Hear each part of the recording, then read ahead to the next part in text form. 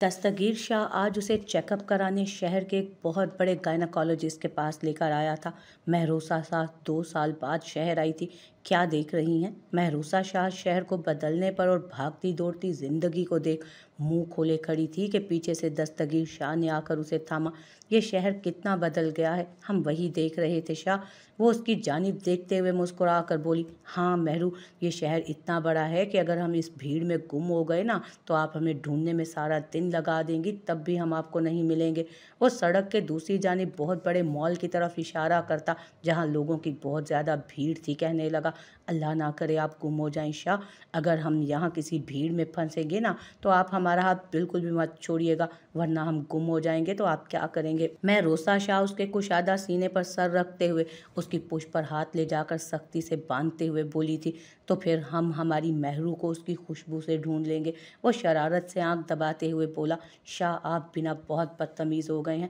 महरोसा ने सख्त तेवरियां चढ़ाकर उसके मजबूत कंधों पर हल्का सा हाथ मारते हुए कहा, रोमांटिक भी महरू, हम रोमांटिक भी हैं। वो उसे लिए हॉस्पिटल की जानिब बढ़ते हुए मायनी खेजी से बोला, हाँ नज़र आ रहा है कि आप एक रोमांटिक गोरीला हैं। महरूसा शाह ने आज पहली बार शरारत से कहा, क्या हम आपको गोरीला लगते हैं? दस्तगीर शाह हॉस्पिटल में दाखिल होते चीखते हुए बोला तो महरूसा ने घबरा कर उसके मुंह पर हाथ रखा। शाह आहिस्ता, हम हॉस्पिटल में हैं। वो इर्द गिर्द लोगों को अपनी तरफ मुतवज्जो होते देख कर बोली, महरू हमें पता है, लेकिन हम भी तो अपनी वाइफ के साथ हैं, और जहाँ वाइफ हो वहाँ शोर खुद ब खुद मच जाता है। क्यों, सही कहा ना हमने? वो उसे देखते हुए आखिर में शरारत से अपनी आंख दबाकर कहने लगा। महरूसा शाह उसकी बेबाक निगाहों और बातों से सुर्ख होती उसके कंधे को डिप करती आगे बढ़ने लगी तो दस्तगीर आलम शाह आगे बढ़ा और उसे कमर से पकड़कर अपने करीब करता आगे बढ़ने लगा। 1 माह बाद ये जानी वादे से मुकर गया है, इसे अब कत्ल कर देना चाहिए। अगर पंचायत ने इस बार सही फैसला नहीं किया तो हम सब मिलकर इसका फैसला करेंगे। गांव के हर घर के सामने गजलान साईं और नूरे हरम की वो रेस्टोरेंट वाली तस्वीर लगी थी। गांव के सभी मर्द खड़े गुस्से और नफरत से गजलान साईं के मुतालिक बात कर रहे थे। हाँ तुम सही कहते हो, मुझे तो लगता है 1 साल पहले इसी जानी ने छुप गांव में घुसकर उन बच्चियों के साथ ज्यादती की होगी, फिर अपनी असलियत सामने न आने के डर से उन्हें मार डाला होगा। वो बच्चियां उन्हीं घर की थी ना, उन्हीं घरों की थी ना जिनके बाप भाइयों ने उस पर उस दिन पत्थर बरसाए थे। अमजद बाबा ने तो इसे रंगे हाथों पकड़ा था। इसने ही शर्जील की नई नवेली दुल्हन के साथ ज्यादती करके उसे खुदकुशी करने पर मजबूर किया होगा, मुझे तो पक्का यकीन है। एक आदमी ने कहा तो सब हाँ में सर हिलाने लगे। वो एक बार फिर से एक बेकसूर पर इल्ज़ाम लगाते हुए बिल्कुल भी नहीं घबराए और ये नहीं सोच रहे थे कि हो सकता है वो सब उसकी बेदिल आहों की वजह से उन पर हुआ था। हमें कल ही उस जानी के घर में छापा लगाना चाहिए, हो सकता है वो लड़की हमें वहीं मिले। हम उन दोनों को ऐसी सज़ा देंगे जो सबके लिए एक सबक बन जाए। सब प्लान करने के बाद अपने अपने घरों की जानिब बढ़ने लगे। एक तरह के पीछे छुपा जकी मलिक शातिर मुस्कुराहट चेहरे पर सजाता बाहर निकला। ये सब एक ट्रैप था जो मलिक की ये तस्वीर लगाकर गांव वालों के दिमाग के साथ खेला जा रहा था। जकी मलिक, मेरे भाई तुम अब आए हो, मुझे बहुत अफसोस हो रहा है। मेरा भाई अपने लाले से मिलने इतना लेट आया है। 1 माह बाद अली शाह जकी मलिक को अपने सामने देख गुस्से से बोला, लाले तुम्हें यहाँ से निकालने के लिए मैं बाहर पापड़ बेल रहा था और कल तुम यहाँ से निकल जाओगे। फिक्र मत करो, मैंने ऐसा गेम खेला है कि तुम सोच भी नहीं सकते। जकी मलिक ने मुस्कुराते हुए कहा, आंखों में उसके नूरे हरम की तस्वीर थी। क्या कोई बड़ा प्लान है? अली शाह ने उसे देखते हुए पूछा। लाले प्लान को छोड़, ये देख तेरे लिए एक नई और पटाखा किस्म की तितली को ढूंढा है तेरे लाले ने। जकी मलिक ने अपना मोबाइल उसके आगे किया जिसमें नूरे हरम की अकेले में खींची गई तस्वीर थी। अली शाह उस तस्वीर को देख राल टपकाने लगा। लाले ये कौन है? वो आंखों में हवस लिए नूरे हरम की तस्वीर को देखते जकी मलिक से पूछने लगा। वो इतनी ज़्यादा खूबसूरती देखकर अभी से दीवाना होने लगा था उसका। ये उस गजलान शाह की बीवी है, उसी शख्स की जिसने तुम्हें इतना बड़ा गुनाहगार बनाया है लाले। उससे बदला लेने का ये बहुत अच्छा मौका है। वो नफरत से गजलान शाह का नाम लेता हुआ उसको बता रहा था। वो यही बातें करके ही तो अली शाह को बदजन करने में कामयाब हुआ था। अली शाह तो उस नाम पर नफरत से अपनी मुठ्ठियां कसने लगा। वो शादी करके बैठा है लाले, क्या वो खुश है उस लड़की के साथ? मोहब्बत तो करता होगा वो इससे, या नहीं करता? सब कुछ मुझे एक एक बात बताओ। अली शाह बेताबी से उससे पूछने लगा तो जकी मलिक उस दिन उसने अस्पताल में जो नज़ारा देखा था, अलीफ से ये तक सब बताना शुरू कर दिया। उस दिन वो अपने ही तरह के घटिया दोस्त को देखने हॉस्पिटल गया था। तभी कॉरिडोर में उसे गजलान शाह को किसी लड़की के साथ देखा। फिर उसने अपने तरीके से मालूमात निकाली। तब उसे पता चला कि नूरे हरम उसकी बीवी है। वो उनका रेस्टोरेंट तक पीछा करता रहा और उसी ने वो तस्वीर खींची। फिर उसे जब अली शाह की गिरफ्तारी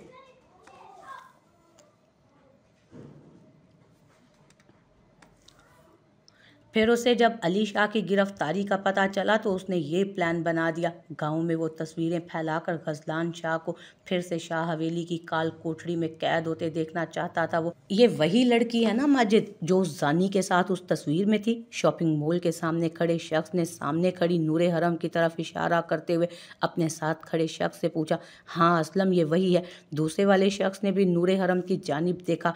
वही तस्वीर में नजर आती लड़की को अपने सामने देख वो नफरत और गुस्से से अपनी मुठियां कसते हुए बोला, माजिद ये अच्छा मौका है। वो जानी यहाँ नहीं है, इसे गांव ले जाएंगे तो वो खुद इसके पीछे दौड़ा चला आएगा।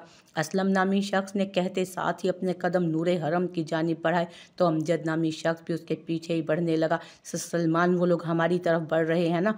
वो सलमान के साथ गजलान साईं को बताए बगैर शॉपिंग करने मॉल में आई थी। तभी अपनी जानिब दो मर्दों को बढ़ते हुए देख वो पहली बार डर कर रह गई थी। हाँ नूर, सलमान ने खौफजदा होते हुए कहा। सलमान भागो। वो सलमान का हाथ पकड़कर वहां से भागने लगी। नहीं, छोड़ो हमें, छोड़ो। वो दोनों उसके पीछे भाग रहे थे। जब वो लोग पार्किंग लॉट में पहुंचे तो उन दोनों ने नूरे हरम को सख्ती से पकड़ा और सामने खड़ी अपनी गाड़ी की तरफ ले जाने लगे। अरे छोड़ो नूर को, छोड़ दो इसको। सलमान ने जब उन्हें नूरे हरम को घसीट कर वहां से ले जाते देखा तो उनके पीछे बढ़ा और उन दोनों को मारते हुए बोला, अरे लड़के, जा उसके आशिक को बोल दे अगर ये लड़की प्यारी है ना तो शाह हवेली में पहुंचे। असलम ने गुस्से से सलमान को दूर फेंकते हुए कहा और नूरे हरम को गाड़ी में धकेलने के बाद वो दोनों आगे बैठे और गाड़ी वहां से भगा ले गए। नूरे हरम को गांव के बीचों बीच एक दरख्त से बांध दिया गया। वो इतने जुल्म की वजह से बेहोश हो चुकी थी। उसे आज सुबह ही तो यहाँ लाया गया था। मारो इस लड़की को। ये भी उस जानी के साथ नाजायज़ ताल्लुकात बनाकर उसके साथ उसके घर में रह रही थी। जिंदा मत छोड़ो इसको, ये भी एक जानिया है उसी की तरह। शायद उसकी रखेल भी। जिंदा जला दो इसको या फिर पत्थर मार मार कर जान से मार दो। आज ये बचनी नहीं चाहिए।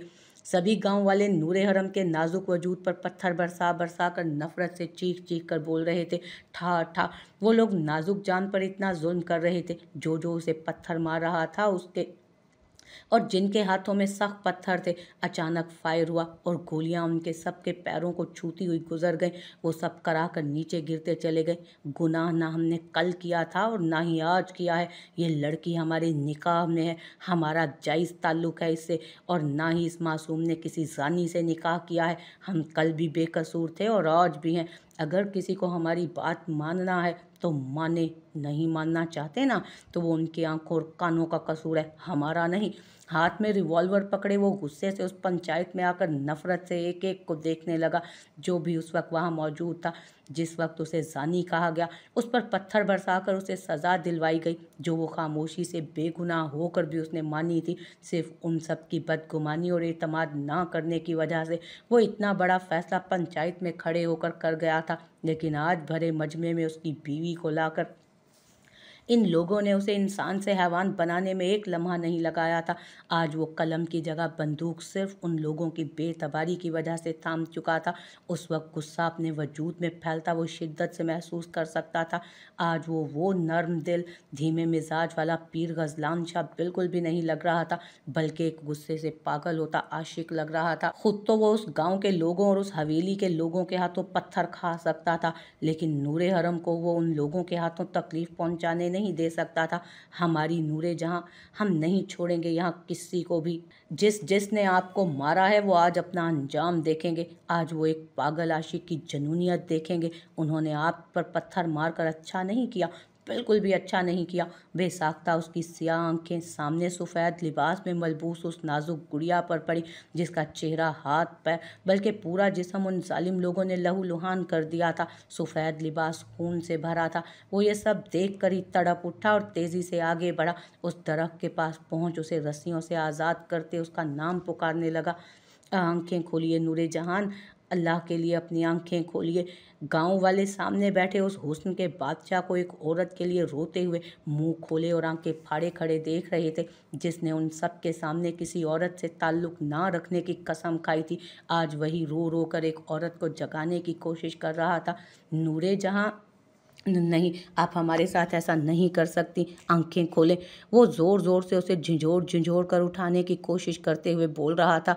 नूरे हरम का नाजुक वजूद उसकी गिरफ्त में था और सर उसकी गोद में, उसकी आंखें बंद थीं। अगर हमारी नूरे को कुछ हुआ ना, हम इस गांव को आग लगा देंगे, सबको जान से मार देंगे। अगर मेरी नूरे को कुछ भी हुआ ना तो इस गांव का कोई भी इंसान जिंदा नहीं बचेगा। कब्रिस्तान बना देंगे हम इस गांव को और उस शाह हवेली को। कोई भी हमारे कहर से बचेगा नहीं। वो स्याह आंखें जिनमें हमेशा नर्म तासुरात कायम रहते थे, आज अपनी मोहब्बत को तकलीफ में देख सुर्ख अंगारा बनी हुई थी वो आंखें। चुप जानी, तू और ये तेरी रखेल इसी लायक हैं। सब मारो इनको, खड़े क्यों हो, आज ये बचने नहीं चाहिए। सबके बीच में खड़ा जकी मलिक ये सब मंजर देख रहा था। उसने ये कहकर एक पत्थर उठाया और उन पर मारा तो फिर सब गांव वाले आग बगूला होते उन पर पत्थर बरसाने लगे। वो तो अपना मजबूत वजूद अचानक नूरे हरम के ऊपर झुकाकर उन सख्त पत्थरों का सामना करने लगा।